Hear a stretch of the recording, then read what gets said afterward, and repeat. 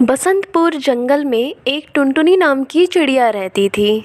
टुनटुनी चिड़िया ठेला लगाकर पॉपकॉर्न बेचती थी। टुनटुनी चिड़िया का पॉपकॉर्न जंगल के सारे पक्षियों को बहुत पसंद आता था। टुनटुनी चिड़िया की दुकान पर हमेशा भीड़ लगी रहती थी। टुनटुनी चिड़िया दिल की बहुत अच्छी थी। एक दिन की बात है, टुनटुनी चिड़िया की दुकान पर कोई भी पक्षी पॉपकॉर्न खाने के लिए नहीं आता है। वो सोचने लगती है, अरे क्या बात है, आज कोई भी पक्षी मेरी दुकान पर नहीं आया।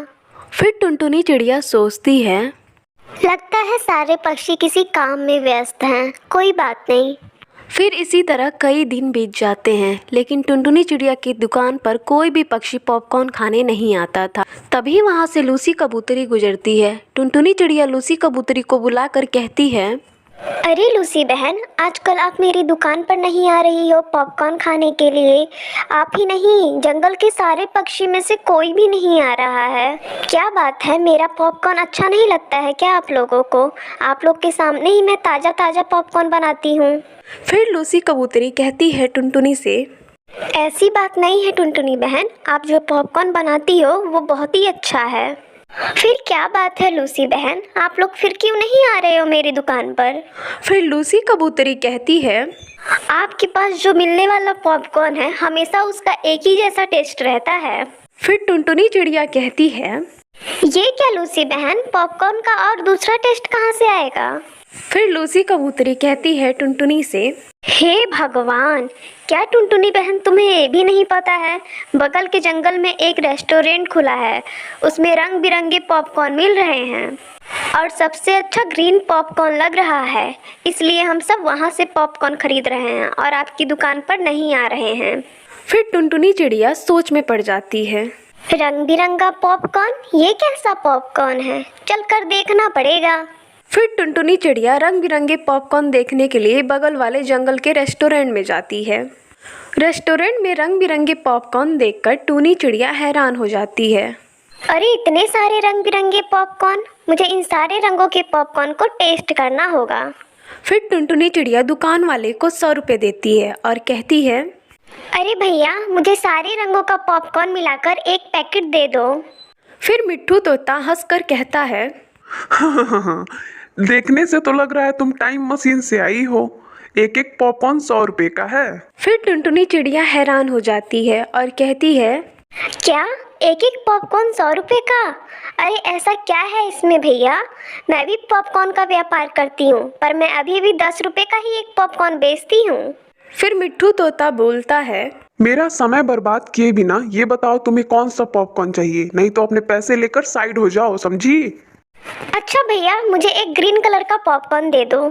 फिर टुनटुनी चिड़िया उस पॉपकॉर्न को खाती है और कहती है, अरे ऐसा वाला पॉपकॉर्न तो मैं भी तैयार कर सकती हूँ। फिर अगले दिन टुनटुनी चिड़िया ने अपने ठेले के आगे एक बोर्ड लगा दिया ग्रीन पॉपकॉर्न का। उसे देखकर जंगल के सारे पक्षियों की भीड़ लग गई उसके ठेले पर। फिर टुनटुनी चिड़िया सारे पक्षियों से कहती है, आज मैं आप सबके सामने ग्रीन पॉपकॉर्न तैयार करूँगी। फिर टुनटुनी चिड़िया सारे पक्षियों के सामने ग्रीन पॉपकॉर्न बनाती है और ग्रीन पॉपकॉर्न बनाते हुए देख सारे पक्षी हैरान हो जाते हैं। टुनटुनी चिड़िया ग्रीन पॉपकॉर्न तैयार कर लेती है और सारे पक्षियों को ग्रीन पॉपकॉर्न देती है। सारे पक्षी ग्रीन पॉपकॉर्न बड़े मज़े से खाते हैं। उन लोगों को बहुत पसंद आता है।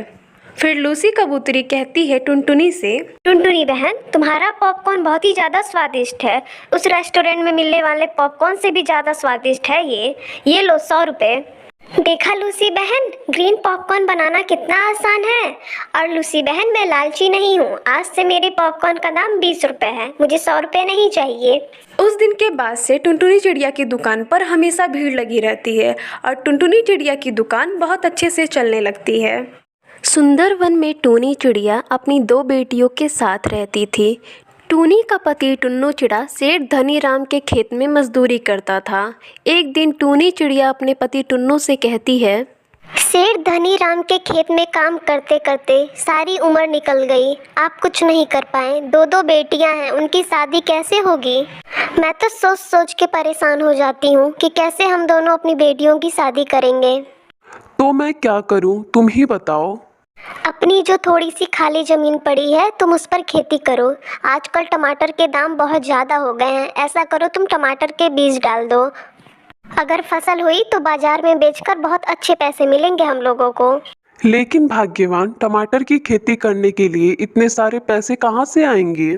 ऐसा करो, तुम सेठ धनीराम से कुछ पैसे उधार ले लो।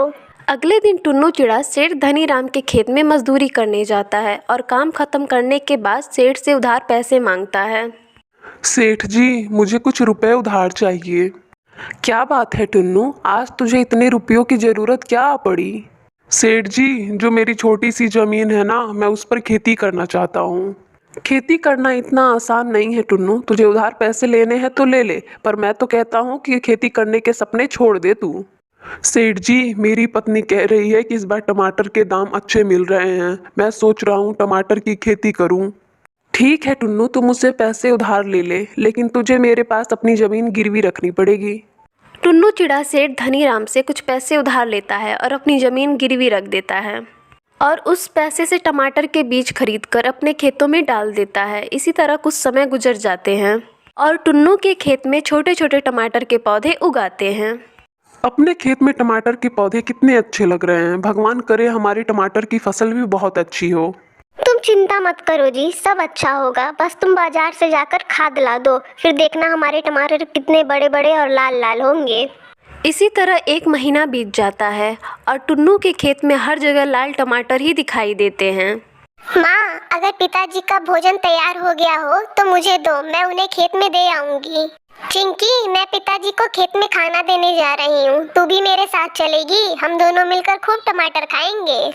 हाँ दीदी, मैं भी चलूंगी आपके साथ, मुझे टमाटर बहुत अच्छे लगते हैं। दोनों बहनें खेत में पहुंचती हैं और अपने पिता को खाना देकर दोनों बहनें टमाटर खाने में लग जाती हैं। थोड़ी देर बाद टुन्नू चिड़ा अपनी बेटियों को आवाज लगाता है। टुनटुनी बेटा, अगर तुम लोगों ने टमाटर खा लिए हो तो टमाटर तुड़वाने में मेरी मदद कर दो, आज ही मुझे बाजार ले जाकर बेचना है। टुनटुनी और चिंकी दोनों मिलकर अपने पिता के साथ टमाटर तुड़वाती हैं। पिताजी, अब हम दोनों घर जा रहे हैं।